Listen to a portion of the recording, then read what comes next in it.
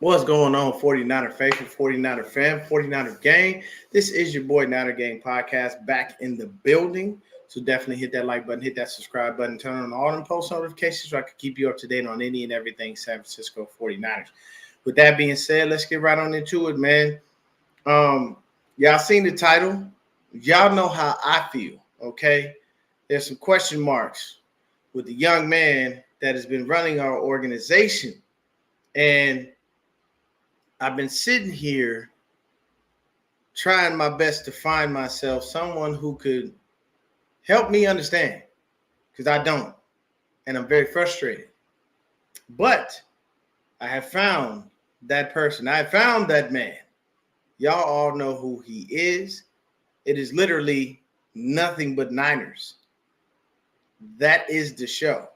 There is no question or guess or concern on who this is. It is none other than the man, the myth, the legend, Jersey's own Mike Andrews in the building, everybody. What's good? What? Let's go. That jersey got me hyped. What? What's going Hey, on, man? DJ, what's I going on? appreciate you coming through and hanging out with me, man. Now, I want man, everybody to know and understand. There's going to be points probably where I'm going to make that Mike is going to be like, all right. But here's the situation. This is the trial of Mike Shanahan. Court is now in fucking session. And Mike, we cuss. We do whatever on my show. If you would like me not to cuss for like the first 5 or 10 minutes or whatever so you can monetize your stuff, I will do so. But no, you good. I just want everyone to understand I am the prosecution. Mike is the defense. So that's why I got this collared shirt on. You know what I'm saying? I want to look a little spiffy for you. You know, I might button the top of it, just put on a tie. This is going to be an open and shut case, yeah. Hey, look, man, it is open and shut case. It is. And I'm telling you, the prosecution has a lot of ammo here, okay? So when I open these floodgates, man, I'm going to need Kyle to sit on the stand and answer for these egregious things that he has done to this franchise. So, hey, Mom, what's going on to everybody in the chat, man? Shout out to Manly Shavers, first in the building. DJ Malone, 49er Chanel. What's going on, Joe? 49er Media in the building. My mom is in the building. Throwback in the building. All love, man. All love. So, the reason that I called us here to court today is to speak about the tenure of Kyle Shanahan since he's been here. Now, I get it. We got some people that love Kyle. Kyle can't do no wrong. You know what I'm saying? AKA Jed York. And a lot of fans.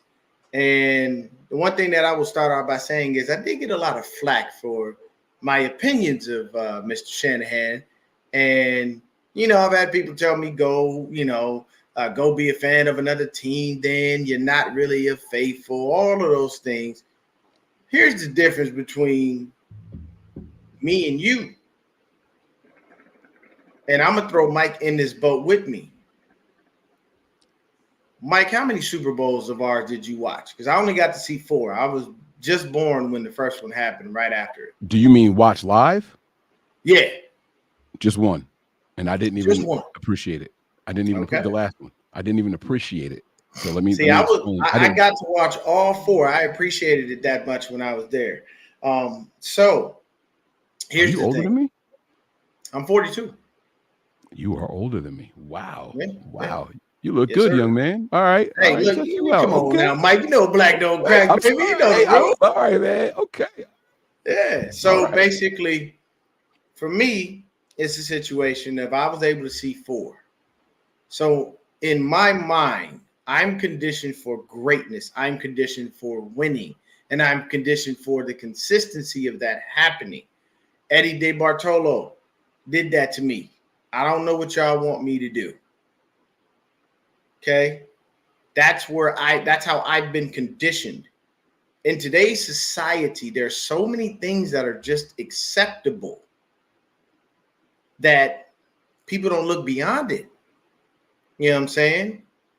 And I feel like our fan base now has just been conditioned to be okay with what Kyle is doing. They're okay with the consistency. No one cares if we win a Super Bowl. Everyone just all has this, oh, we'll get them next time attitude. And, well, you know, you got to have luck on your side, and you got to have this, and you got to have that. So for me, that's my question. Why are we as fans now conditioned to accept him taking 2 L's in the Super Bowl? Like, why is that okay? Why are we conditioned to allow this man to have done so many egregious things that I'll lay out here and just be like, oh, all right, it's cool, when certain things that he's done will get normal people fired? So I'll give you the floor real quick, Mr. John Paul. Who are you going to replace him with? I'll wait. The Super Bowl was scripted, not his fault. KC has won 3 Super Bowls in the final 5 minutes. Clutch, nope, rigged. Here's the thing I'll say to you, John Paul. No, I do not have a replacement right now for Kyle Shanahan. My replacement would have been the guy that we never should have let go of in the first place, and it would have been Jim Harbaugh. But that's a story for another day.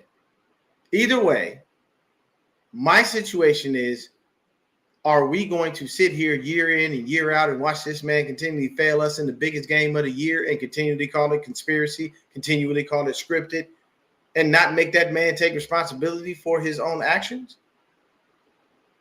So I'll open the floor up for opening comments from Mike.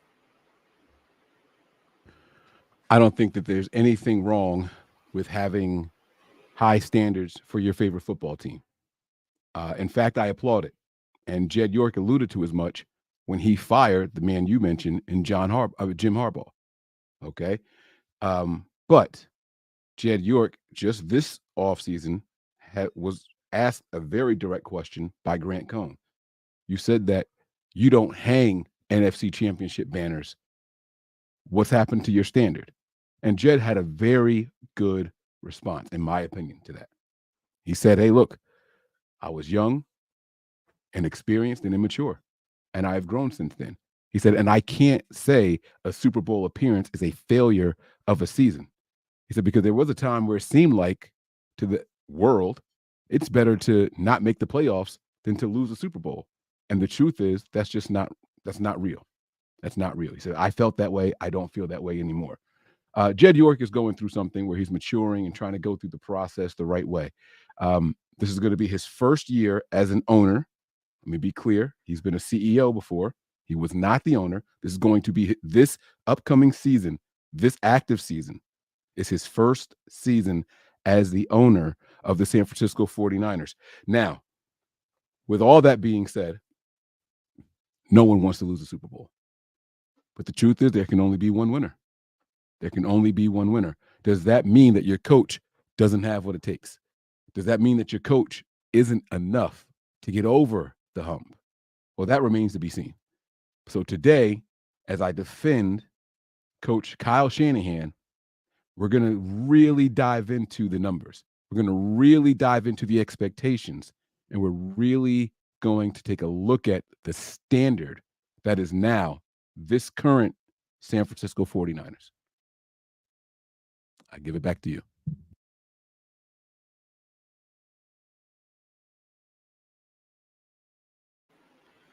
All right. Well, Mike had some very good opening statements. So let's just kind of dig into some basic numbers here, as this document is pulling up. So Kyle Shanahan currently as a head coach is 72-54. He has a postseason record of 8-4. He has 4 winning seasons, 3 losing seasons. His first 2 seasons were failures. And in his 3rd season, he went to the Super Bowl and lost due to Kyle getting comfortable against Patrick Mahomes, of all people. And he lost to him again in the Super Bowl after failing to make sure he understood the overtime rules properly, along with not informing the players of the OT rules in the Super Bowl properly as well. Now, some could say that the player should have educated themselves as well in his head coaching career. Okay. Kai, you object? Go right ahead. I object. The player's knowledge of the Super Bowl overtime rules should not be part of this, because the goal is to win, score on every drive possible, period. Okay. For coach, for players, anybody out there, for both teams, it shouldn't be, oh, well, the rule is that, no, score. So I just think that we shouldn't put that on Kyle, and the knowledge of the Super Bowl overtime rule should have been done in regulation. You know what I'm saying? So I just want to put that out there. Because had this Super Bowl happened, the same exact Super Bowl, had this happened just 7 years ago, the Niners would be Super Bowl champs because they scored first. Just want to make that point. So these are new rules that we are adjusting to. I just want to put that out there. Nice. So, Mark, I'm going to address this, and then I'll get right back to it. Failure in his first 2 seasons. What do you mean? What? I'm sorry. Did you not see 6-10? And I believe the next season was 2-14. We had a quarterback that we got that decided he tried to be a damn running back against who? The Kansas City 4-12. 4-12. 4-12. Sorry, 4-12. So we went 6-10 and 4-12. That's not a failure of a season? Sounds like one to me. That is not a winning record. That doesn't get you to the playoffs. So with that, there's your answer. But what I will say is, throughout Kyle's tenure, let's start with his first year. And I really want to, I'm really going to definitely try to see what kind of answer you give this. First year, Kyle screwed us. And the reason why, Kyle did not, and I repeat, did not decide to study any quarterbacks. Every head coach, when they come to a new franchise, if they do not already have a quarterback in place, they will do one of 2 things. They will find a veteran as a bridge until they find that quarterback. Or they will draft a quarterback. If I'm not mistaken, we had the 3rd overall pick in the draft. Kyle decides to go get Brian Hoyer. And Brian Hoyer would seem to be the veteran bridge guy that I speak of.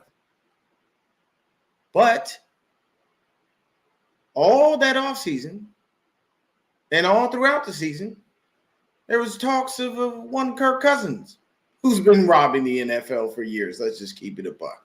He's been robbing teams for years. He robbed the Skins. Because they were the Skins when that happened. Okay, so anybody out there that's getting mad at that, I don't care. He robbed the Skins. He robbed the Vikings, and he about to rob Atlanta. He was so enamored with Kirk Cousins, he didn't study any quarterbacks. And in that draft, there were 2 possible generational talents. One was a bit of an unknown, but now, as you can see, generational talent. Deshaun Watson, Patrick Mahomes. He studied neither because he was enamored with Kirk Cousins. So we had to stick with Brian Hoyer. And the quarterback that we drafted was CJ fucking Beathard. Now listen, there's no disrespect to CJ Beathard on a personal note, but you studied CJ Beathard, but did not study Deshaun Watson or Patrick Mahomes. Really? So that's why I say our first season, he screwed us. I'm not saying Kyle took over a fantastic team by any stretch of the imagination. He had to do what he had to do. He had to put together what he had to put together. He did not walk into a fantastic, situation as a head coach. But once again, I go back to what normal head coaches do. They will find their franchise guy in the draft, especially when you have the top 3 pick. And who the fuck did we go get? John Lynch decided to do his boy a favor. Hey, man, you went to Stanford? I went to Stanford. You're number 3 overall pick. While our scouts that year reported continuously, don't draft Solomon Thomas. Why? He doesn't fit the scheme. This isn't the guy.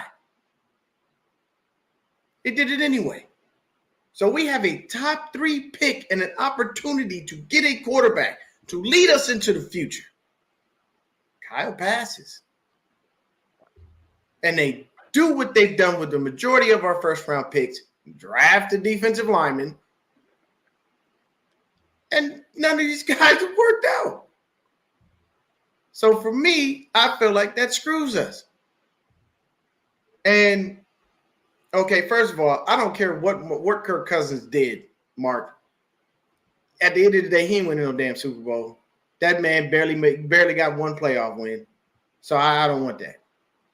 But go right ahead, Mike. I would like a rebuttal to that because that really is confusing.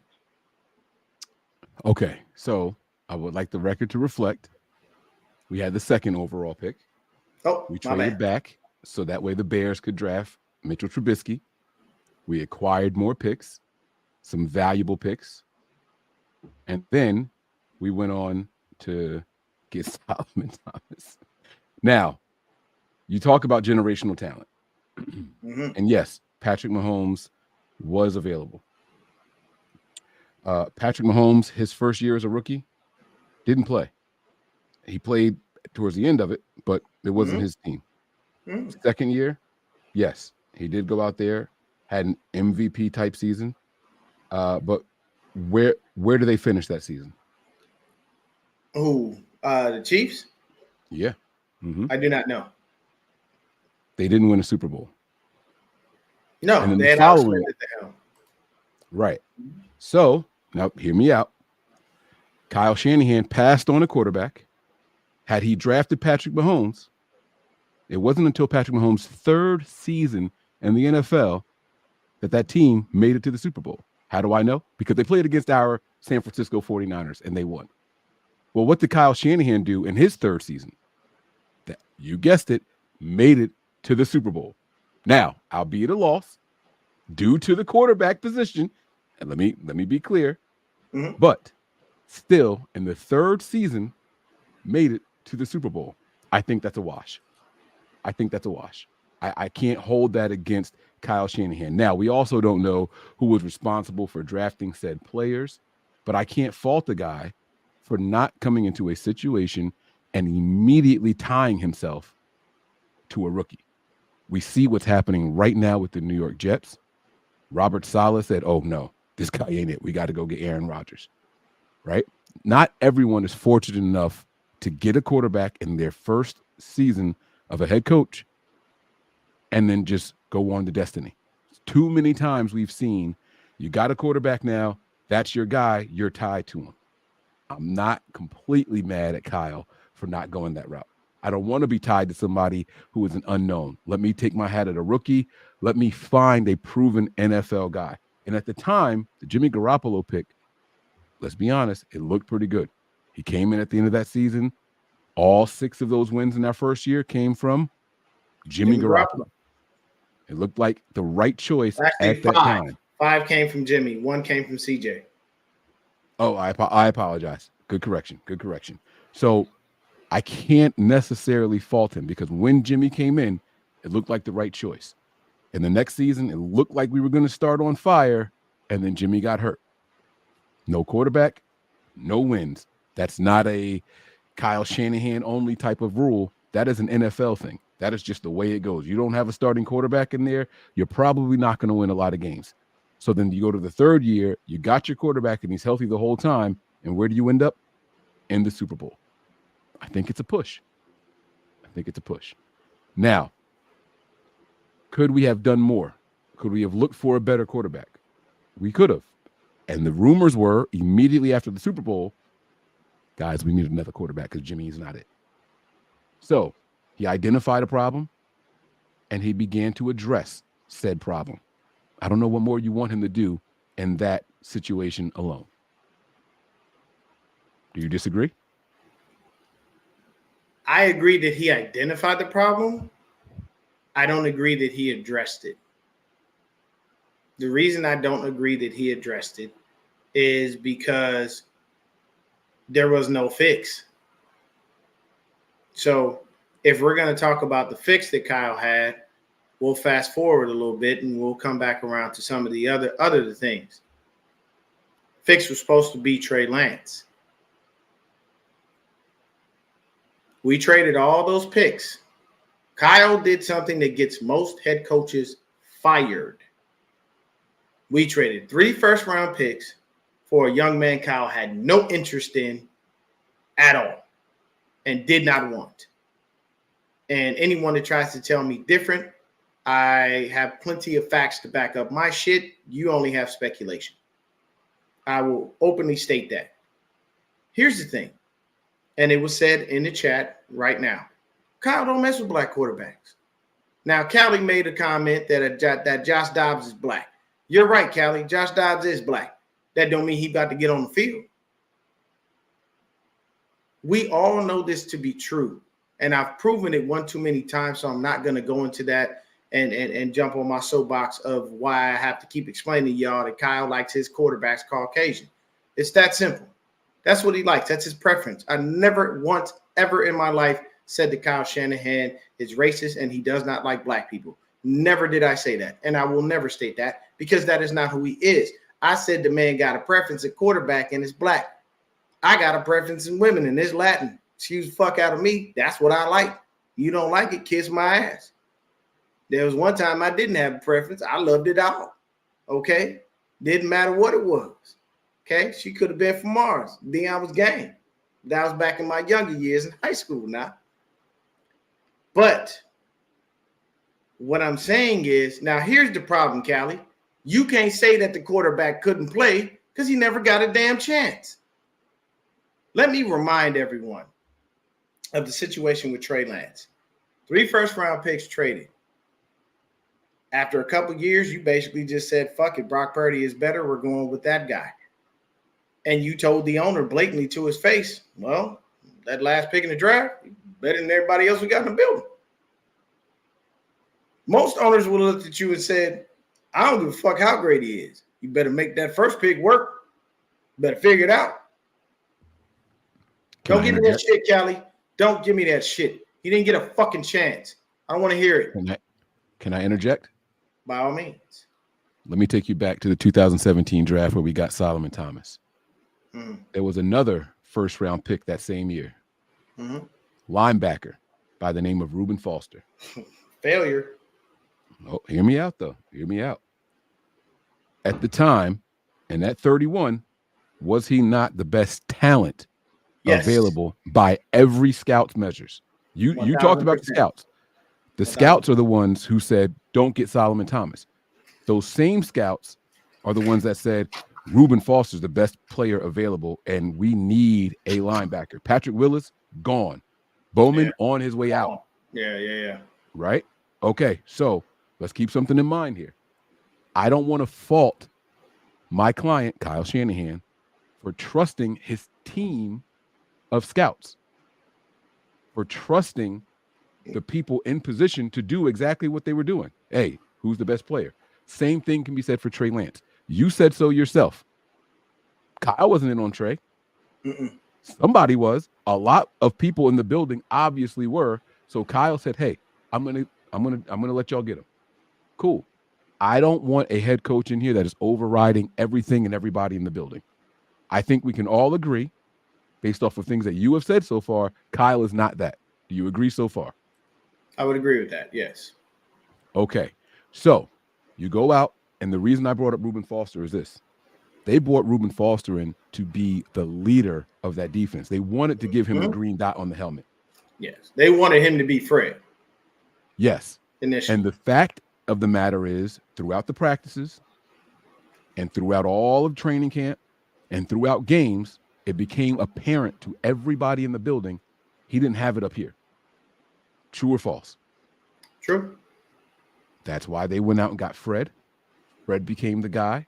Okay. So when they go out and get Trey Lance, the same exact thing happened. Now, while I wish that we saw more of Trey Lance on the field and allowed him more than just 4 starts, there was stuff happening in practice. There was stuff happening behind the scenes. Now, maybe he wasn't, I don't know, but maybe he wasn't grasping the playbook. Maybe he was holding on to the ball just a little too long. Maybe he trusted his athleticism from where he came from in North Dakota, and it didn't transfer to the NFL. We saw too many times him leading with his shoulder on scrambles, not sliding the way he was supposed to. It was literally a topic of discussion the first time he slid. Yeah. That's not sustainable in the NFL. Don't believe me? Look at the track record. 4 starts, 3 injuries for Trey Lance. He's not the guy. Mm-hmm. He's not the guy. And you have to identify that as soon as possible and move on. Otherwise, you are going to sit back and lose more than you can win. And so what do? They put Trey Lance on the bench. They give it to Brock Purdy, NFC Championship, Super Bowl. I think that should count towards Kyle. I didn't want this guy. Y'all traded up. Y'all went and got him. He didn't have it. I identified the best option in the building, and we've made deep runs in the postseason ever since. How is that a negative against my guy? The reason it's a negative is because of what you gave up to go get him. You don't waste draft picks like that on a player you have no aspirations of allowing to play. So here's my thing. This is the reason that I say he never got a fair shot. Because when they did put him in, they used him like a running back. Why are you giving him so many read option plays? Trey could do everything that Jimmy Garoppolo could do. And you could match Jimmy Garoppolo's deficiencies year in and year out. But you couldn't match this young man's deficiencies? When the man literally was the reason we went to the playoffs in his first year. If Trey doesn't win that, what a lot of people like to forget is, if Trey don't win that Houston game, we don't make the damn playoffs. So while a lot of people will have their things that they want to say about it, I'm not going to spend too much time on it because I'll get on the soapbox and never get off. I know a lot of people don't like Lance. They say he was a bust. He was this, he was that, he was trash, whatever the case may be. At the end of the day, that young man was drafted very high to do a job that he never got a fair shake at. When you put him in and you tell him he's the starter, why is Jimmy still here? Why would you have Why would you have that young man continually looking over his shoulder at a guy that had the starting job, that technically won? Why would you have that dude still here the whole time while you have Trey Lance and this is supposed to be his squad? When you want to give someone confidence, you make sure that they feel that they are the one driving that car and no one else can drive it. There's nobody behind them. That's like having your new girl and having your old girl right there hang out with y'all all the time. How is she going to feel? She's going to feel like her time is limited. Why? Because if she mess up, homegirl right here, she about to take it. So I like at the end of the day, I don't want to hear about trades or nothing, Mark. At the end of the day, you could have cut his punk ass. I like the analogy. You needed to do something because the thing is when you have players, you want to build confidence in them. And how do you build confidence? By making sure that you show that faith in them. The simplest thing that Jim Harbaugh did for Alex Smith to help turn his career around was 2 pats on the shoulder pads, 2 fists to the chest, and I believe in you, go get him. It was something so small that allowed that quarterback to say, you know, my coach got faith in me. My coach got a lot of faith. So I'm you know what? I'm going to go out there and I'm going to get it. However I got to get it. But Kyle didn't have that faith in Trey Lance. All of the plays, everything that he did, all of the stuff that he ran, these things were brand new. When he played that Arizona, first of all, for anybody talking about the Arizona game, I was at the Arizona game. That was like a college-style offense. It looked like Kyle didn't know what the fuck he was doing. For all the years that he coached and all of the time that he spent as an offensive coordinator and in the league in general, and to have your daddy be Mike Shanahan, you look like you had no clue what the fuck you were doing, and I don't know what offense you were running. And then that night you had the nerve to not dress Jawan Jennings, but dress who was that worthless fuck we had? I can't remember. He was supposed to be a returner. We dressed this dumbass. Pettis? You talking about Pettis? No, not Pettis. It was the other dude. He had dreads. He was supposed to be a returner for us while we had Lance. The first year we drafted him. I can't remember his name. But you dressed that guy over Jawan Jennings, knowing that Jennings and Trey have chemistry, because at that time, Jennings and Trey had been working together the whole damn time. Why? Because they were both in the second team.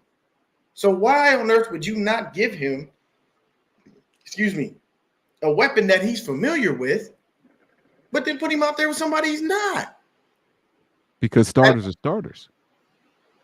You don't bench. That the wide receiver he put in over Jawan Jennings, I can't remember his name for the life of me. But so you're talking about a fourth wide receiver option. Yeah, he's like a third, fourth guy. Okay, so then that's not now. No, I'm not talking about Trent Sherfield, Callie. It's another dude. It's not Richie James either. Damn it! What was his fucking name? Well, why you think about the name? Why you think about the name? I want to point out a couple of things here.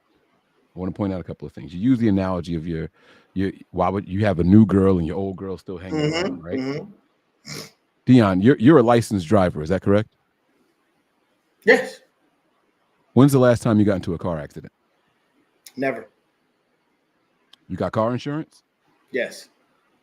Why? In case of an accident.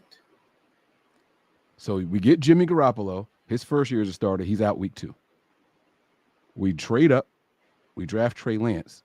Jimmy Garoppolo is still under contract and coming off an injury. So those injury guarantees are still there. You can't just cut them, and nobody wanted to trade for him.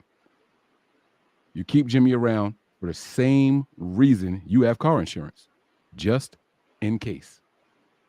That's why. So from the moment they got Trey Lance, I went on my platform and said, hey, we got the best quarterback room in the league right now. We got a guy who we know can at least get us to a Super Bowl, and we have this young, physically talented prospect. Now, you also said something about Trey Lance can do everything that Jimmy Garoppolo could do. That's not true. Jimmy Garoppolo was a check down king. Lance struggled with the check downs.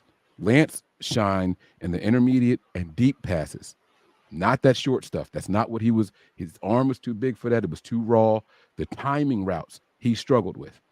I don't think it's a coincidence that when they got Jimmy here, they worked with his strengths. They implemented some of the things that they saw from New England. Then they go out and get Brock Purdy, and they implement things that he did well coming from, what was it, Iowa? Right? They go out there and implement some of that. Iowa State. And so Iowa State, I apologize. Iowa State, good correction. And so when you see Trey Lance, you said yourself in your argument, it looked like college play calls. Well, guess why? Because they were doing things that Lance was comfortable with. That's why it looked the way that it did. You want to build a guy's confidence, don't put me in someone else's system. This is me. You got to placate to me and my strengths. And that's why it happened. Remember that bomb down the right sideline to Deebo Samuel? Everyone was like, oh, man, we got somebody. That was his forte. That was his strength. That's what he was good at, right? But there's a whole lot of other plays that happen between the big throws, and that's where Lance struggled. I don't think it's a coincidence that Kyle went out and got Nick Mullins, played to his strengths, designed offenses around Nick Mullins' strengths, the quick release. I don't think it's a coincidence that he used C.J. Beathard. C.J. Beathard probably ran more than Trey Lance. Just it looked different because it was spread out throughout games. He scrambled a lot, right? Because that's what he did well. That's what C.J. Beathard did well. And everything in between. Kyle has never looked at a quarterback and said, all right, I'm just going to put you in this offense and you got to do it. No, he tries to build around the guy that's under center week in and week out. So what you saw from him putting Trey Lance out there was what he sincerely believed was the team's best chance. I don't believe that he just changed it up because Trey Lance is black. I don't. I'm not going to say he changed it up because he was black. I just said Kyle don't like black quarterbacks in general. Okay. And people, if you want to, I'll give you the short version of it. Donovan McNabb, Robert Griffin III, Trey Lance. He does not care for them. And please don't, if anybody in this chat mentions Josh fucking Johnson, I'm going to boot you from the damn chat. Donovan McNabb was at the end of his career. Exactly. And RG3 was injured. Nope. RG3 was not Kyle. Listen to me. Now I have to prove you wrong here. RG3 was not Kyle or Mike's pick. We all know that. And Snyder's pick. We know that. But listen and to me. Kyle and Mike wanted Kirk Cousins. Exactly. So what did they do? They wrapped right back around and still drafted Kirk. This is what I'm saying. But what I'm saying is, this tells you I don't want this dude. I don't like him. It was rumored that Kyle told Donovan McNabb, hey, man, you might want to go work on your footwork. Donovan McNabb is a vet who's been in the playoffs and been to a Super Bowl by now. You about to tell this nigga to work on his footwork? Yes, because if it's not up to par, stop it. Any quarterback coach will tell you that it starts with the feet and the hips. From your throwing platform is everything. Yes, you need to work on your footwork. McNabb looked crazy out there sometimes.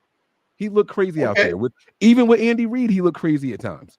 So there's nothing wrong with him trying to get him to improve on who he is. And let me say this too, right? And this is on any quarterback in the NFL.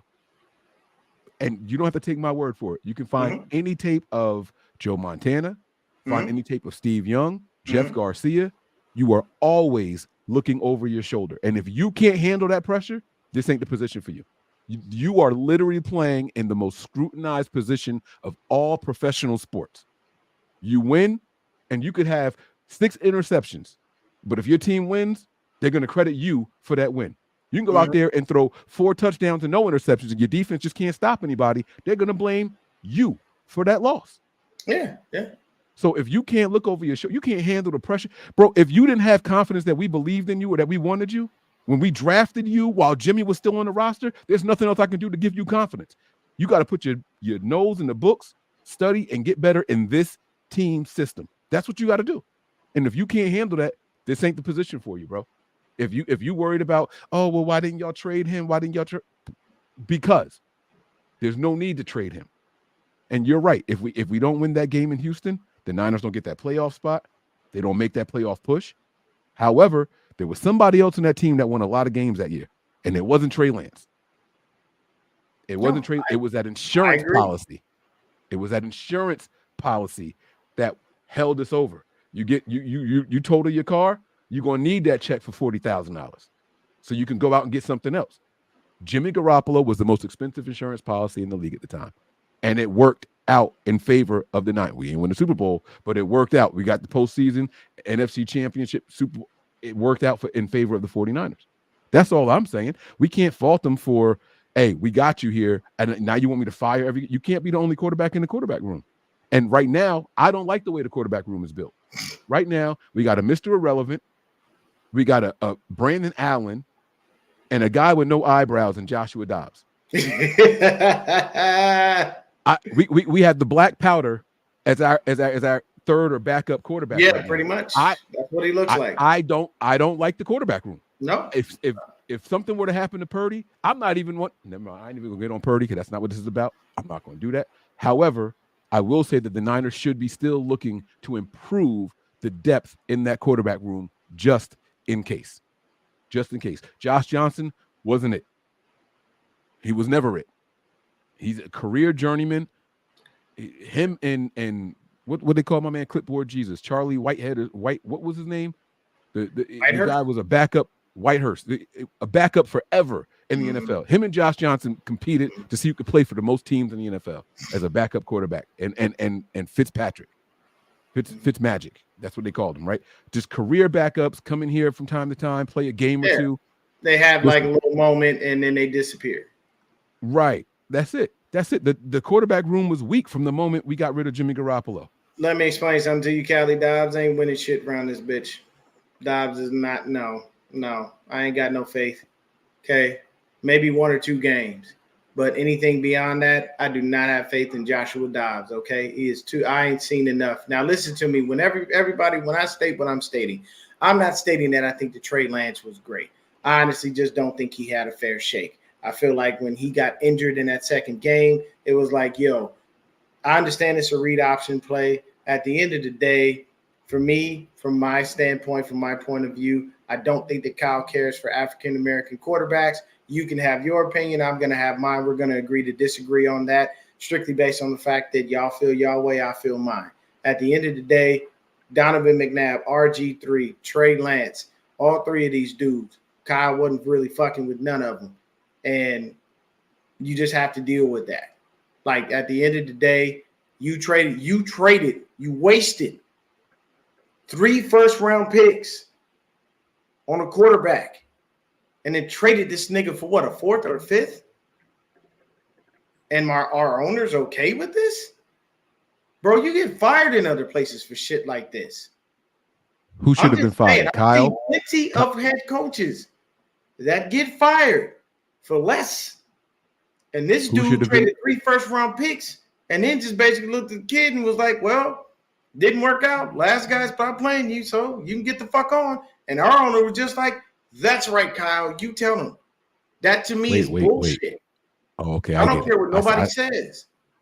I see what's happening here. Because you can't, and on one side of your mouth, say Kyle didn't want Lance. And then on the other side, say he should have been fired for moving on from Lance. You got to pick a side. So if Kyle didn't want Lance and he sees the better option and tells the owner, hey, we're going to run Lance out there, but that guy that we got in Mr. Irrelevant, he looks like he's going to be okay. You got to pick a side. So if he didn't want Lance and Lance wasn't good enough or got injured or wasn't given enough opportunity because of the injuries, you can't say that it's Kyle's fault. Kyle didn't want him. So if anybody were to be fired in that situation, it should be the crew of people that said, hey, we want Lance. The GM, Adam Peter, whoever it was that went out and did the work on Trey Lance and tried to sell him to Kyle, because let's be honest, they made that trade before they knew who they were going to go and get. Yeah, true. Let's be honest. True. Yeah. They made that trade. They were going to get at the time. There was no clue. And the reason why they were even willing to make that trade, speculation is that was the package that they were going to give up to acquire who they should have got in 2011 in Deshaun Watson. They heard that Watson was available that same offseason. They had the package put together, but Cleveland came in and said, nah, we're going to do more, and we're going to offer the fully guaranteed contract. Yeah, so they swooped in and did it. Right. So if that's the case, one, they were looking for it. Now they said, well, if we were willing to give up all of this stuff, why don't we give it all up still? And now we move up to number 3 and see who's available. I think that's the right thing to do. Now, do I like trading up and not having a prospect in mind? Absolutely not. But if you were willing to part ways with those picks anyway, that means that you had a plan for what you were going to do without those picks. Let's move up and get the best available guy, because we know for a fact Jimmy's not it. I don't fault them for shooting for the star still. If they had settled on Mac Jones or whoever, I don't know. But if they had settled on somebody else, then so be it. That would have been what happened. But they ended up going with Trey Lance. They identified that Lance wasn't it, and they moved on.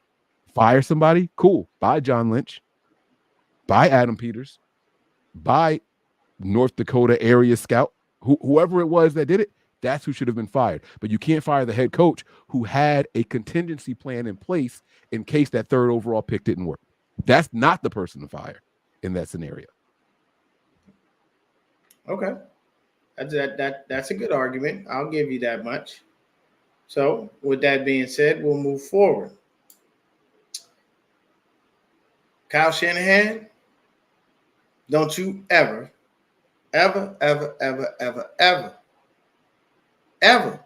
in your life draft another running back. Stop wasting our time and yours. Don't ever draft another running back a day in your life. You do better with UDFAs or people you trade for. You do not do well with drafted running backs. Let me bring up the evidence. And Mike has no rebuttal for this shit. I know he don't, because he knows the truth of the fucking situation. Okay? So, let's go ahead and let me find it in my notes. All right. During the tenure of Kyle, he has drafted several running backs, all of whom have failed in the league. Let's just run down the list. Joe Williams, a guy who quit on his team in college and quit on us in the NFL. Trey Sermon, Elijah Mitchell, and most recently, TDP. Now, Mitchell had one good year, was still injury prone for that year, and has been for the rest of his career. So, Kyle, anybody that's doing mock drafts, do not put a running back in there. They will fail. They will not see the field. I have told y'all this time and time again. He wanted Joe Williams. And we told him, Joe quit on this team in college. Why would we draft this guy? He don't want to play football. Kyle goes, nah, that's my man. Okay, Kyle, you had your nice little DMX impression, but chill the fuck out. Joe Williams was a failure. And we can all admit that Elijah Mitchell, when healthy, is a great back. Newsflash, he's never healthy. And now that Christian McCaffrey is here, what would be the need to draft a running back? Kyle doesn't know how to get his head out of Christian McCaffrey's ass because that's the only person he wants on the field. Now, listen to me, people. I understand that Christian McCaffrey is dynamic. I know everything that he does, what he means to this team, how great he is. I am not discounting Christian McCaffrey in any way, shape, or form. I love him. Appreciate him. I want him to stay. But I got to tell you, Elijah Mitchell was actually healthy in the Super Bowl. We didn't see this nigga till the end. And when we did, he had like 6-7 yard runs. Why? Why on God's green earth do you finally have a guy healthy that you can rotate and you refuse to do it? He is so enamored with CMC. I remember he called a timeout and in a presser actually said he called a timeout because he saw Christian wasn't on the field. If I'm not mistaken, this past offseason, before the season started, Kyle was saying we're teaching all of them to do what Christian does, so when Christian has to be rested, we don't skip a beat. Where the fuck was that shit all season? Because I sure didn't see it. Seemed like Christian just stayed on the field. Here's my thing about that. You have viable options outside of your starter. It's not like these dudes are trash. You could have put them on the field. You could have ran the ball down Kansas City's throat with 3 different backs. Mason's nothing to scoff at, people. If I'm in a goal line situation, I love CMC, but I only want CMC in there if he's going over the top. If I need a banger, I'm going to Jordan. That's what he does. That's who he is. That's okay. But you get one-sided and you get like a deer in headlights, as if you don't know that other people exist. Don't do that to your star running back. Don't do that to your team. Do it to the defense. All these players know all of these plays. I would have been rotating them motherfuckers in and out left and right. You wouldn't know what was coming at you. It would have been earth, wind, and fucking fire. And you could slow down that defense. You take all that time off the clock. But Kyle, never draft a running back again in your life. I don't even want to see it. What say you to that? I can't argue against that. And it was made vehemently clear that Joe Williams was the Kyle Shanahan pick. Why? I don't know. In fact, it came out that John Lynch didn't even have him on his board. He took him off when he found out he quit on his team. And they said that Kyle did go out and say, this is my guy. Like, I want this guy. Now, I can't argue against that. I won't try to argue against that.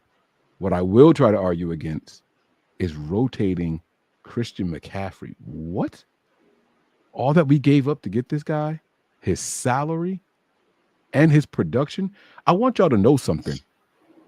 Brock Purdy was an MVP candidate. Legit. He got votes. You know who got more votes than him on this same team?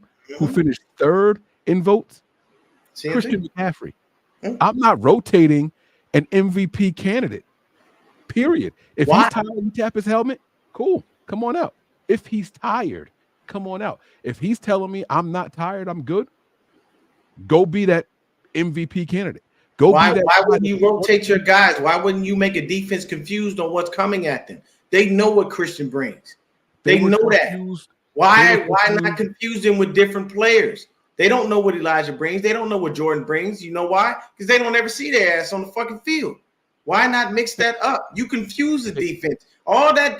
The only thing I will never give Kyle is genius. I don't get that offensive genius tag to Kyle. I've seen him do too much dumb shit for me to think that he's a genius. I think he's a very smart head coach and a very smart offensive coordinator. Do I think there needs to be someone every now and then to tell him, no, don't do that, stop, to help him get out of his own head? Yes, I would love that, because there are too many times where the man gets into his own head and he does not know how to get out of there. He backs himself into his own fucking corner and then wonders how the fuck he got there. That's all I'm saying. That's why I was saying that. Oh, no, I like white running backs, okay? I don't give a fuck. Y'all don't care about color when it comes to football. You can be orange, red, green, purple, brown, yellow. I don't give a fuck. If you can play football, you can play football, baby. I don't care, okay? And Christian McCaffrey is probably literally the greatest white running back ever. Like, facts. I don't think there's another one that was better.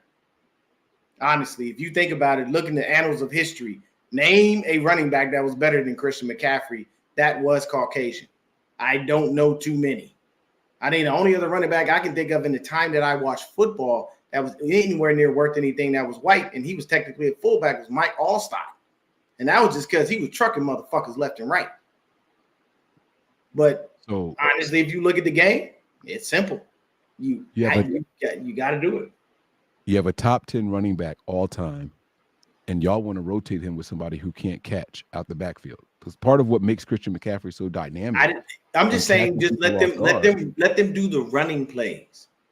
Let them do some of the running play. If you're running up the gut, why don't you use Mitchell or Mason? Let them run. Let them have those hits. Why don't you keep him? You're contradicting yourself. Huh? Now you're contradicting yourself. You said put them in there to catch them off guard. If they're in there to only do the running plays, it's no secret then.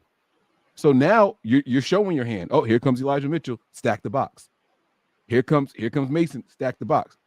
That's the complete opposite of what you just said in your argument. Play action off that.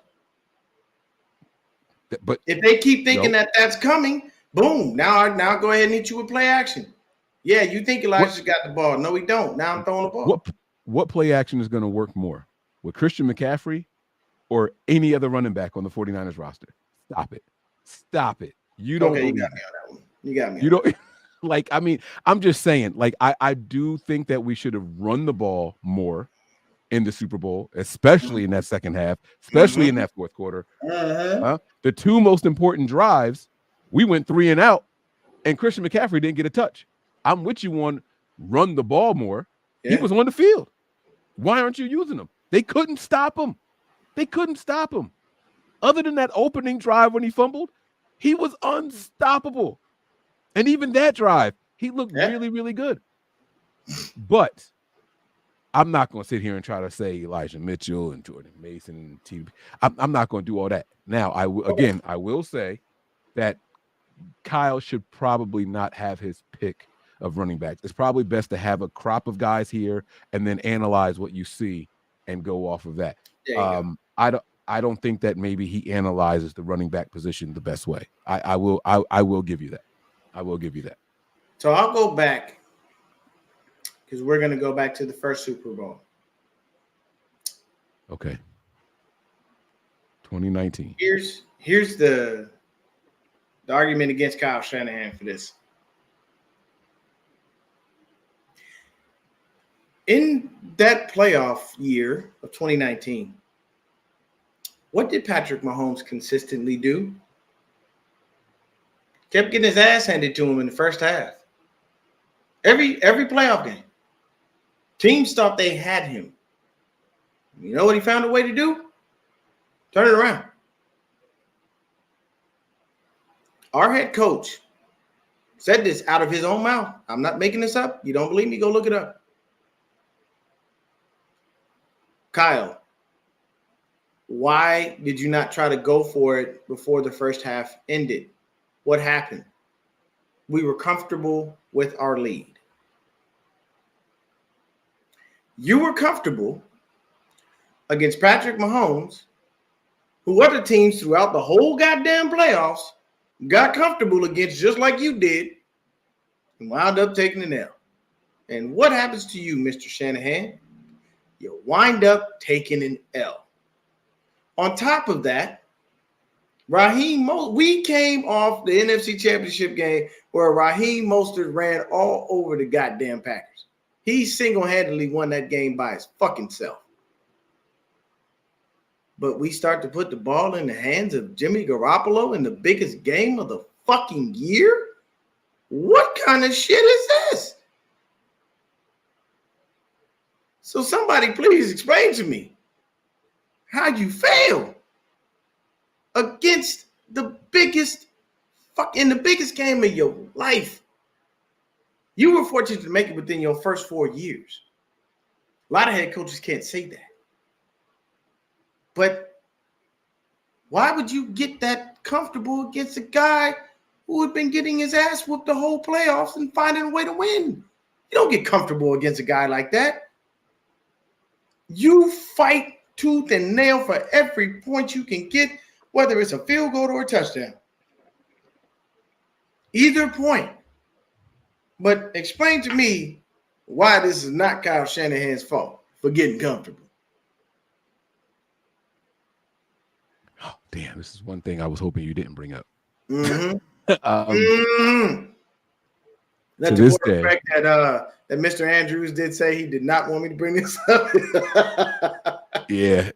Let the court know. Yeah.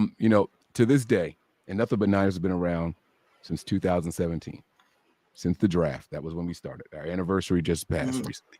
Mm-hmm. To this day, our most successful live stream was at halftime of that Super Bowl. Over 28,000 live viewers. Okay. Hey, if I had a soundboard, I would have gave you the clapping hands and everything, man. Mike, that is an amazing feat, my brother. Congratulations. Now, here's why I wish you didn't bring it up. Off. I sure did. I was the level of festivity that I was at with Kyle Shanahan in that halftime show. It doesn't exist. You had 2 timeouts when you got that possession. You run the ball, no timeout. You run the ball, no timeout. You take a shot with Kittle, is successful. And then you call a timeout. But by then, it was damn near no time left on the clock. There was no time left. And this is against a team that went for it not once, but twice on 4th down in the first half of the Super Bowl. If I may tell you, did we not see them cut to John Lynch in the booth doing this? It's going to throw that out there. Yes.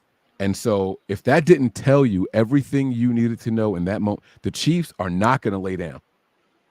They're not. They have nothing else to lose. 4th downs, hey, we going for it. You know what I'm saying?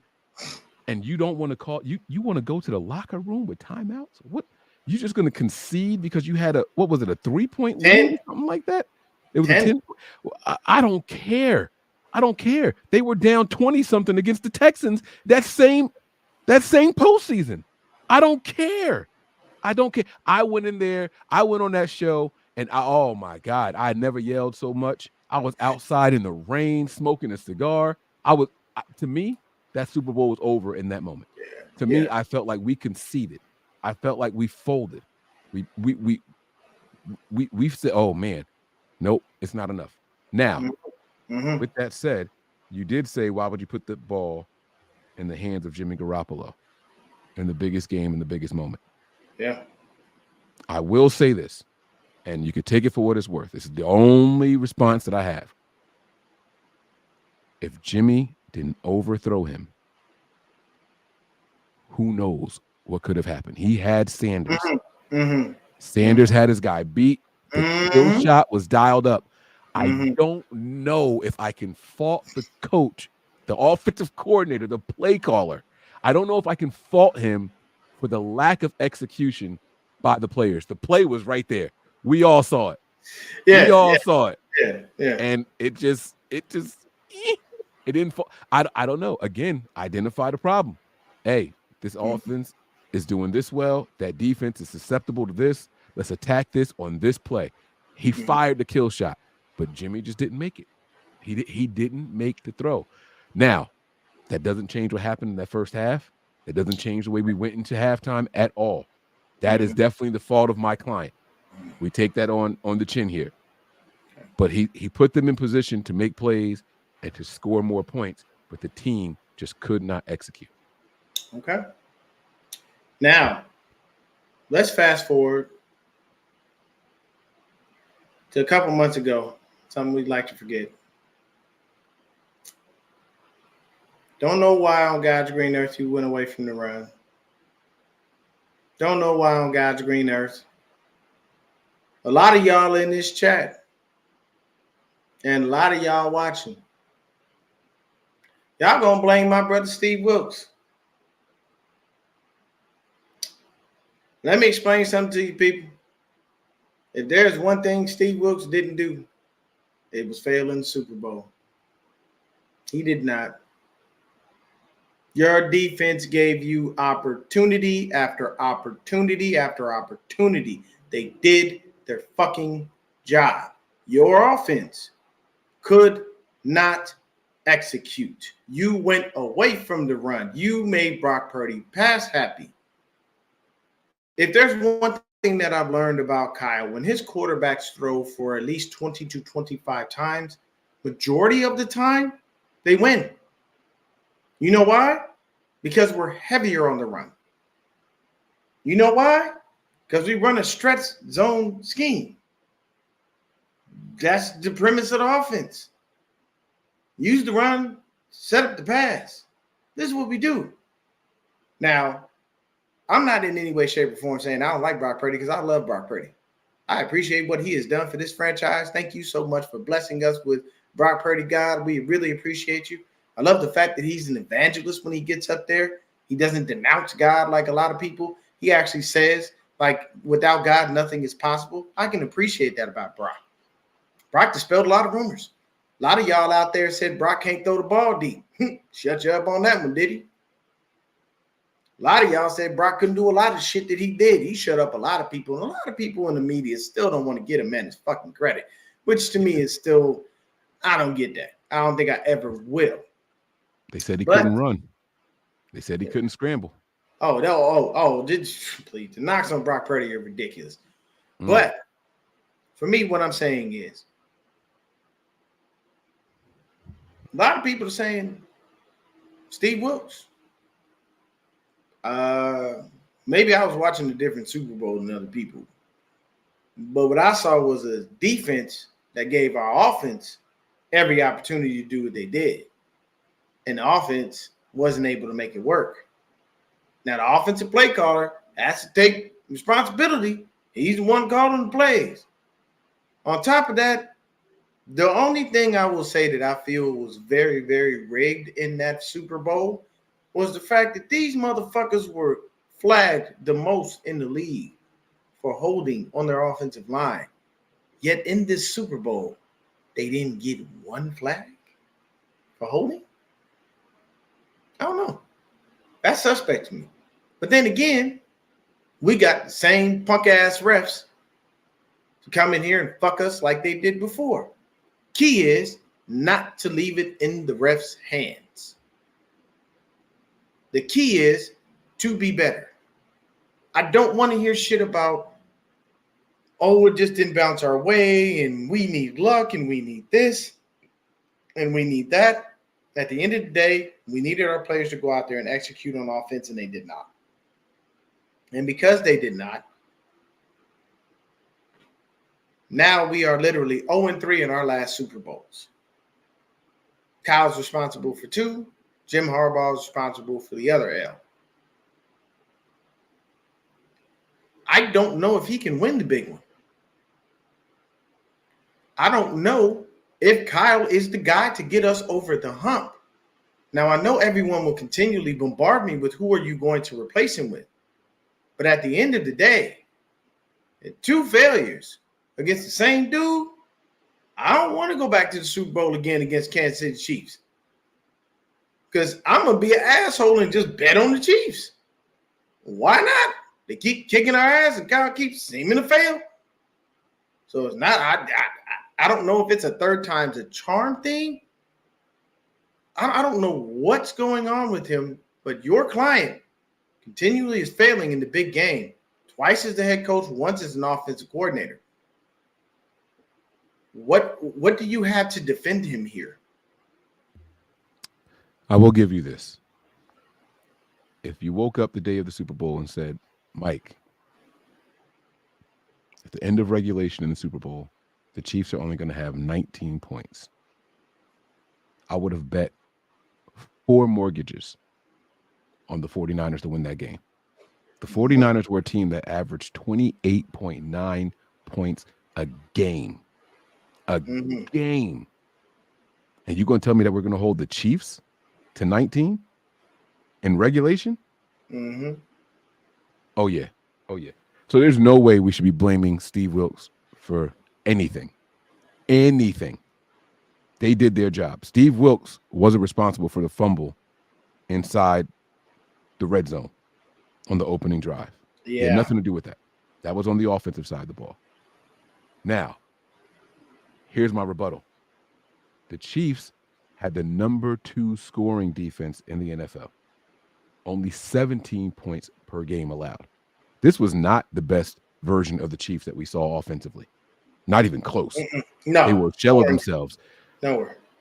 In fact, a lot of people were writing the Chiefs off this very year because their offense just could not seem to get it going. Dropped the most balls in NFL history. Pause. Come on. Yeah. But that defense was real. That was a real deal defense. And so when you look at your, let's just call it 29 for simplicity purposes. When you look at your 29 points a game on average, well, you scored 40 against the Cowboys bum defense. Mm-hmm. You scored 40 against the Eagles bum defense, mm-hmm. right? That's going to inflate these numbers. What happens when you go up against a number 2 defense? It's going to come down a little bit, but to come down that much, yeah. All we needed was 3 touchdowns in regulation. And we Super Bowl champs. We're Super Bowl champs with just 3 touchdowns in regulation. If nothing else changes, just play that whole game out, and you get in the end zone instead of settling for a field goal. It was right there. It was right there. Now, does that go back to execution? Kyle didn't make CMC fumble that ball. Uh-huh. He didn't. And it was a good play until it wasn't. You know what I'm saying? So I don't know where we actually separate the coach from the players in this situation, because there was a lot of positive things, a lot of positive plays that happened in that Super Bowl. But we're not going to sit here and say, well, Kyle did that. The players executed it. At the very end, where we settled for a field goal in overtime, you had not 1, but 2 wide open targets in or near the end zone. Brandon Ayuk was one of them, right in the middle, right in the eyesight of the quarterback who was in trouble. But you had the best defensive player on the number 2 ranked defense unblocked. Is that Chris Forrester? Is that Kyle Shanahan? Or is that just Spencer Burford for blocking the wrong guy and going the wrong way? That was 1,000% Spencer Burford. I watched that play. He acted like Chris Jones didn't exist. I don't understand how the fuck that happened. But here's the reason that I give Kyle the blame, because he is the head coach. He will take the blame. There are 2 people in a franchise for the NFL that will always take the blame for wins and losses: head coach, quarterback. And quarterback. Those 2 will always get that. It's always them. You'll always see that. So when we shitted on Jimmy because Jimmy was out there looking like hot shit on the stick, Kyle got it as well. Right. Yeah. My fear. Go ahead. Yeah, go ahead. No, you got it. Go ahead. My biggest fear with Kyle Shanahan is he's going to become Andy Reid in Philly. The only difference is that Kyle has been able to make it to 2 Super Bowls while Andy only made it to 1. I know a lot of people are happy with the fact that we are relevant. I know they're happy that we're in the NFC Championship game and we contend year in and year out. I'm happy with that to an extent. And the reason I say to an extent is because I would like us to win a fucking Super Bowl. Some of y'all in this chat ain't even seen us win one. You only know the history. You never even got a chance to celebrate that. I would love for you guys to have that. And my fear is Kyle is slowly becoming Andy in Philly. And you know what happened to Andy? After a while, Jeffrey said, look, man, I appreciate what you done, bro, but this shit ain't working. It's been too long. You got to go. Now, a lot of people say, yeah, watch if we let him go, he's going to go somewhere else and win a Super Bowl. I don't know that to be true. Andy didn't win one right when he left Philly. Still took him some time. So my question to you is, because I feel like at this point you got to let him go. If Kyle gets to another Super Bowl and takes another L, what do you do? Now, I put a poll up on Twitter, and there was an overwhelming response, I believe. Let me actually look it up real quick. I'm going to take a look at it through my phone because it's a little bit faster. Because I'm running StreamYard, and StreamYard to eat up some fucking bandwidth, boy. Love it, but it'll eat it up, though. All right, where we go. While Dion is pulling that, yeah. I too have some concerns about getting over the hump, you know, and it sometimes it takes for a fresh start somewhere for both, right? The Eagles got their Super Bowl without Andy Reid, and Andy Reid got his Super Bowl without the Eagles. I think what the Eagles were hanging their hats on at the time was, if I'm not mistaken, I think it was 4 consecutive NFC Championship appearances. I believe that's what it was. Yep. And then you got the year when they got T.O. I think. And that's when they made the Super Bowl. Right. He played on a broken leg, didn't he? He came back from a broken leg and went out there and tore it up too. Completely tore it up. Yeah. So I don't know. I don't know. It would be ill for me to speak on the future because I don't know what it holds. For all we know, Kyle might never make another Super Bowl. For all we know, he could win the next 3 out of 4, like Andy Reid just did. I don't know how it's going to come out. I don't know how it's going to play out. But there needs to be a system of checks and balances. I will give you that. I do think that there has to be someone in Kyle's ear that can say, hey, take the emotion and the pride out of what you're doing right now and just look at the play clock, look at your timeouts, and play for points every opportunity you get. I do think that there needs to be some checks and balances there. So I did get a chance to pull that up. I let that poll run for, I think, about 2 or 3 days. 214 votes. 56% of people said let him stay. 44% of people said fire him. My thing is, for me, Kyle has sucked a lot of my happiness out of me when it comes to this team. This year, there are a lot of people, we going to the Super Bowl. We going to the Super Bowl. Don't do that. We ain't no different than Cowboy fans when we do that. Because every year they go to the fucking Super Bowl, and every year they wind up sitting on the fucking couch. So I don't want to be that person. I will guarantee playoffs. That much I will. Playoffs? Yeah, no doubt. From there, I don't know. Can't give you that. Kyle has drafted, and I'm not counting this past draft. I'm just counting up to right before it. Kyle and John Lynch have drafted 50 players from 2017 up to 2022. We have 15 starters out of those 50. That's 30%. Which is actually not bad because we all know the draft is a crapshoot. Here's the problem. I got to put Kyle and John on trial for this one. Why do we have a love for injury-prone players? Why do we have a love for redshirting players?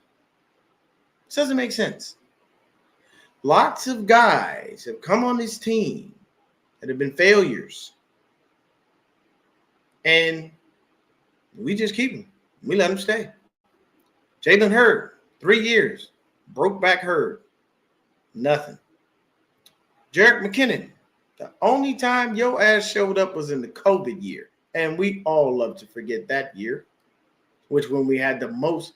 The other thing, Kyle Shanahan and John Lynch, since you've been here, we've been the most injured team in the fucking league.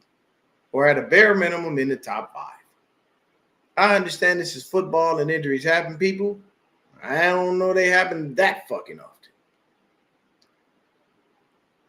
Suspect moves in the draft. Why would you trade DeForest Buckner and draft Javon Kinlaw, a guy with chronic knee issues, who just found out how to play football now as a rotational piece and who's now with the Jets? And if he's a rotational piece there, I expect him to do very well. Because he didn't do too bad this year. Did I? Wasn't nothing to fall out over, but he did all right. So, for me, 50 players, 15 of them starters, a couple of guys, some ragtag dudes that were kind of come in and come out. 30%, not bad. Not bad at all. But could have done better had he not wasted some picks. I don't know what Kalia Davis is going to do, but he sure as fuck didn't do shit for us since we drafted him. Everyone knows right now that Eric Armstead felt disrespected by us offering him $6 million. Well, maybe if you played more than 6 snaps, we would have gave you more money. Sorry, we gave you a lot of money. You didn't produce. You got to go. No disrespect to Eric Armstead. He is a fantastic human. That man has done so much for the city of Sacramento, where he's from. That man, he loves kids. He gives back to his community. I honestly think he's getting gypped out of Walter Payton Man of the year in and year out. I need y'all to give him his fucking due. Stop playing with Eric Armstead when it comes to that award. He deserves that shit. He deserves 4 of them. He does too much. But on the field, you leave it to me.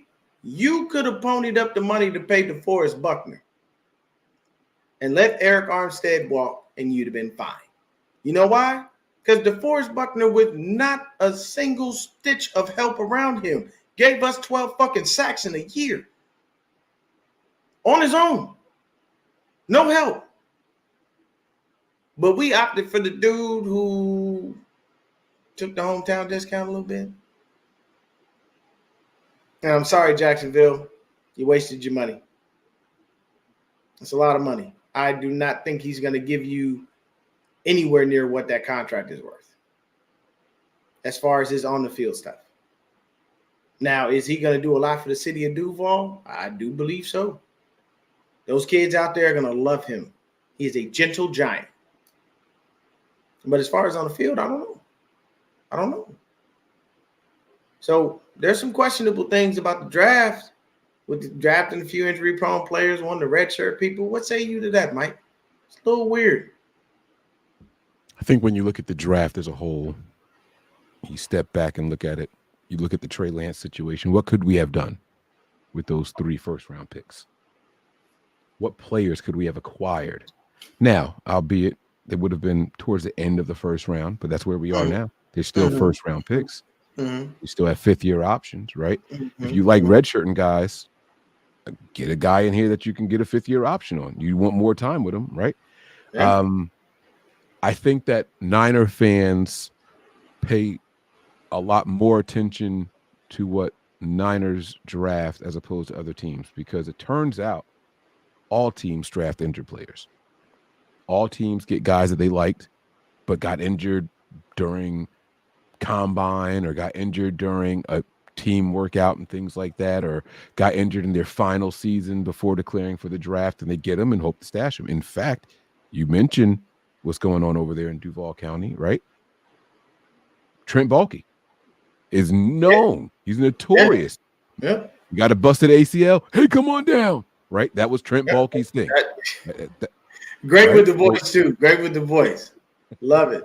So that's it's not just, we noticed it when Trent was here, but that hasn't changed, because those guys say you're a first round talent, but I could probably get you in the third or fourth. And if that injury is too much, hey, listen, one of my favorite draft picks the Niners ever made, never touched the field. Marcus Lattimore. Never touched the field for the 49ers. I remember where I was when I was in a Walmart, and my uncle called me and said, y'all just got Marcus Lattimore. I was like, what? Bad reception, and they're screaming, are you serious? Hello? Don't break up. Hello? Can you hear? Hype. I was hype. Never touched the field. Never touched the field, right? Bad legs, right? I thought he was going to be the next Frank Gore. Thought he was going to be the next Frank Gore. Bad legs. Frank Gore, bad legs. Get him in here. This guy was faster than Frank, stronger than Frank. I mean, just bit everything that you wanted, right? Teams do that. And I think that we tend to harp on it a lot more because we have the microscope, we got the magnifying. After we draft these guys, then we start digging. Oh, man, this guy was injured 2 out of his 4 years in college. Oh, man, this guy had, they even did it with Nick Bosa. Nick Bosa was a sure thing, and they talked about that core injury. All of a sudden, Niner fans are harping on the core injury from the hands down number 1 pick in the draft. Had the Cardinals not had Cliff Kingsbury, who was in love with Kyler Murray, he was the overall consensus for the number 1 pick, and we still scrutinized it and said we got an injured guy. There was some of us, not a lot of us. I'll be in a small percentage of the population of the 49ers fan base, but we still scrutinized it. It's never going to change. Every player is going to be coming with injury. Football is the only sport where you can expect injuries all the time. So I don't think that we should count that against the Niners. Now, that does not mean we haven't made some questionable picks. Why is Danny Gray here? Now, I thought Danny Gray was here because they thought Trey Lance had a big arm. We want to get a downfield weapon for him in case Trey Lance was the guy. Lance isn't here, but Danny Gray still is. It's questionable. Why what's going on? Now y'all want to hide him on the IR and stuff like that and everything. You got to put this kid on the field and see what you got, or cut bait and give the roster spot to somebody else. Yeah. That's one thing that I think that the Niners have to do, and they have to do that. You mentioned Kalia Davis. That was an excellent example of that as well. I remember when we went out, the offensive line has been so questionable. We had what was my man's name? Donovan West in here. We had there was another center that we had. Also, I can't remember. Same year. Neither one of those guys ever touched the field. Neither one of them. I think one of them made the practice squad for a couple of days and then signed with like the UFL or something like that. Like it's XFL, whatever it was. Gone. Gone. Yeah, it was XFL at the time, because now it's the UFL because they combined the USFL and the XFL. There you go. Yeah. So it's like the offensive line is still a big question mark. We just talked about Spencer Burford missing the best player on defense in the biggest game of the year. The biggest play of the year. And low-key on that play, I'll say this. It's a 50-50 for me on whether that was his fault or not. You kept rotating that young man in and out, and you expected him to know what the fuck he was supposed to be doing. Low-key, I don't care what nobody says. I mean, all right, you know what? I'll give it a 95-5. 95, that's Spencer Burford's fault. 5% is not. The reason I say 95, who the fuck doesn't block the best defensive tackle on the goddamn field? Who doesn't do that? That's like me being an offensive lineman and I see AD on the other side and I leave him unblocked. I'm a dummy for that. AD is going to murder my quarterback. Why would I allow my quarterback to have that deal? Because if Spencer Burford at least just makes that block, that's a touchdown to Juwan Jennings. Y'all saw where the ball was going. Brock only overthrew it because he couldn't get himself set. So here's my thing. That's another thing that I will say against Kyle. He didn't care about his offensive line too much. Mind you, going to get Trent Williams and trading all those picks was great. We loved it. I don't know how the fuck he pulled it off, because him and Dan Snyder don't like each other at all. And Dan Snyder don't like his daddy either. But at the end of the day, Trade happened. I don't know. I think that was just more a situation of them trying to do what's best for Trent and themselves. And knowing and understanding you're not going to get anywhere. Like it's the end of the road. He does not want to play for you anymore. And that's cool. But the rest of the offensive line, we didn't know who Aaron Banks was until Laken Tomlinson left. We drafted Spencer Burford, put him in, then we start rotating him in and out with Daniel Brunskill. Then Brunskill left. We let Burford play, and then we brought in Feliciano. That's another thing that I have against Kyle. Why are you always helping out the fucking homie? Stop bringing in guys you know. Not everybody you know is going to be a perfect fit for the offense, sir. Every now and then, you're going to have to invest in your offensive line. Everyone says now that he's finally found his quarterback. Great. If you have, do what you need to do to protect that young man. The longer Purdy has in the pocket, the worse it is for defense. Any cornerback in the league will tell you straight up, it's hard to cover a guy for more than about 5 to 6 seconds. After a while, you're going to be like, okay, what the fuck is this guy doing? And first of all, why does he have this much time to try to get open? You want your defensive line, your linebackers, even your blitzer. You want those guys there in 3 seconds or less. Now, mind you, don't get me wrong. Thank you so much, Aaron Donald, for retiring. I really appreciate that shit. Glad I don't have to deal with your ass in my division no fucking more. Either way, Daniel Brunskill will always be your daddy, and I will always remember you looking like a bitch-made nigga sitting up there in the press game conference talking about who. You know who the fuck Debo was. He ran over your whole goddamn team. Don't act like you didn't see that shit. You was in your feelings, and you too big of a man, literally, to be in your feelings. Pause. But those are just some things that I have against him, man. I don't understand it. Why won't you invest in your offensive line? Why did you refuse in the first round of the draft outside of Mike McGlinchey to draft an offensive lineman? Everybody else has been a defensive lineman, and the only other person that was there was a fucking quarterback that you didn't want. So why do you not invest in your offensive line? Why do you always go out and get your Tom Comptons, your John Felicianos, all these journeyman motherfuckers when you could draft some real talent and tell Chris Forrester, get this motherfucker together? If I can bring in a bunch of ragtag defensive linemen and Chris Concern keeps getting motherfuckers paid every year, why aren't you doing that? What's your problem? Do I need to hire someone else? Because if I do, I'll go get it. My rebuttal to that is this. Well, I agree with a lot of what you're saying here, and I think the Niners have invested way too much in the defensive line. Chris Forrester is making gourmet meals with stuff out of his lawn. Yep. And I'm not talking, I didn't say out the garden. You can get some good shit out of a garden.